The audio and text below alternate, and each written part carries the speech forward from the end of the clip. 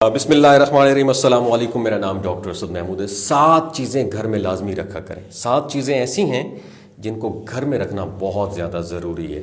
نبی کریم صلی اللہ علیہ وآلہ وسلم کا یہ واقعہ سننا ہر مسلمان پر فرض ہے، اور یہ ویڈیو ہر اس مسلمان کے لیے جو اپنے گھر میں اللہ پاک کی مدد دیکھنا چاہتا ہے، ہر اس مسلمان کے لیے جو اپنے گھر میں چین، سکون، برکت، ہر بیماری اور مصیبت سے بچنا چاہتا ہے۔ آج کی ویڈیو میں ہم آپ کو بتائیں کہ وہ کون سی 7 چیزیں جسے گھر میں رکھنا رسول اللہ صلی اللہ علیہ وآلہ وسلم نے ضروری بتایا، اور وہ کون سی 7 چیزیں جو رسول اللہ صلی اللہ علیہ وآلہ وسلم نے بتائی ہیں آپ انہیں گھر میں رکھنا شروع کر دیں تو آپ دیکھیں گے کہ اللہ جل شانہ کس طرح آپ کے گھر کو ہر برائی سے محفوظ رکھتا ہے۔ سب سے جو پہلی چیز ہے نا، آب زمزم کا پانی ہے۔ آپ کو جسمانی اور روحانی کوئی بیماری ہو جائے، آپ کھڑے ہو کر قبلہ رخ ہو کر 1 گلاس زمزم کا پانی پی لیجئے۔ پانی پیتے ہی آپ اللہ کی قدرت اور آب زمزم کی برکت سے اس کا اثر پورے جسم پر دیکھیں گے۔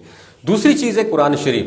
قرآن شریف ایک ایسی کتاب ہے جس میں قیامت تک آنے والی مصیبت، ہر مصیبت کا علاج اللہ جل شانہ نے بتایا، اور ہر بیماری کا علاج اللہ جل شانہ نے قرآن کریم میں بتایا، اور یہ کہ جس گھر میں قرآن پڑھا جاتا ہے تو اللہ تعالیٰ اس گھر کو ہر بیماری سے بچائیں گے۔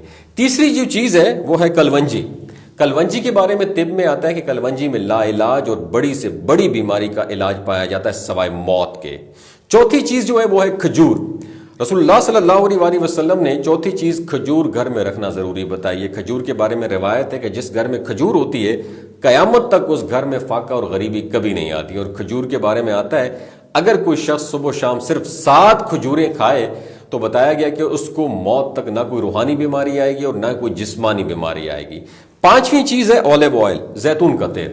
زیتون کے تیل کے بارے میں اللہ تعالیٰ نے قرآن پاک کی ایک ایسی آیت اتاری ہے، اور یہ آیت صرف زیتون کے بارے میں۔ جو بھی شخص زیتون کا استعمال کھانے میں کرے گا یا کسی بیماری میں کرے گا تو اللہ تعالیٰ 99 بیماریاں جن کا علاج ابھی تک ڈسکور ہی نہیں ہو سکا، اس کا علاج بھی زیتون کے تیل میں ہے یا زیتون میں ہے۔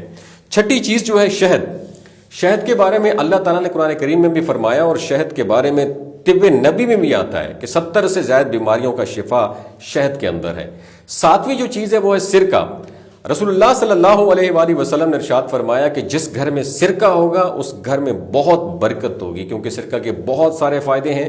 انگور سرکہ کے بارے میں رسول اللہ صلی اللہ علیہ وآلہ وسلم نے گھر میں اس کو رکھنے کا حکم فرمایا، اور ہمارے اعمال ہی ہمارے اوپر آنے والی مصیبتوں اور پریشانیوں کا سبب بنتے ہیں، اور ہمارے اعمال ٹھیک نہ ہونے کی وجہ سے اللہ تعالیٰ ناراض ہوتا ہے، اور ہمارے حق میں کیے جانے والے فیصلے اللہ کی ناراضگی کا سبب بنتے ہیں۔ اگر ہم اللہ اور اس کے رسول صلی اللہ علیہ وآلہ وسلم کی شریعت پر عمل کریں گے تو ہم دین و دنیا اور آخرت میں بھی کامیابی حاصل کریں گے۔ حضرت ابو ذر غفاری رضی اللہ تعالیٰ عنہ فرماتے ہیں کہ مجھے رسول اللہ صلی اللہ علیہ وآلہ وسلم نے 7 نصیحتیں کی۔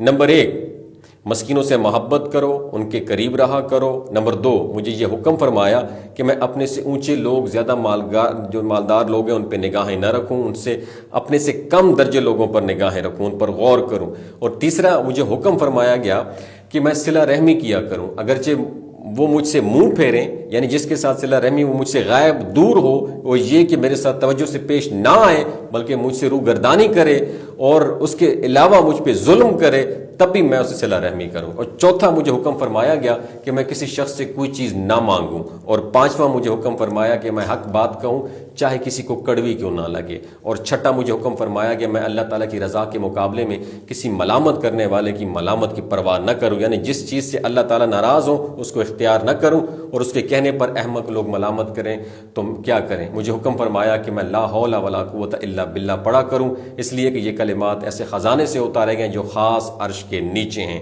اللہ تعالیٰ ہمیں بہتر عمل کرنے کی توفیق عطا فرمائے اور ہمارا خاتمہ ایمان پر فرمائے۔ آمین ثم آمین۔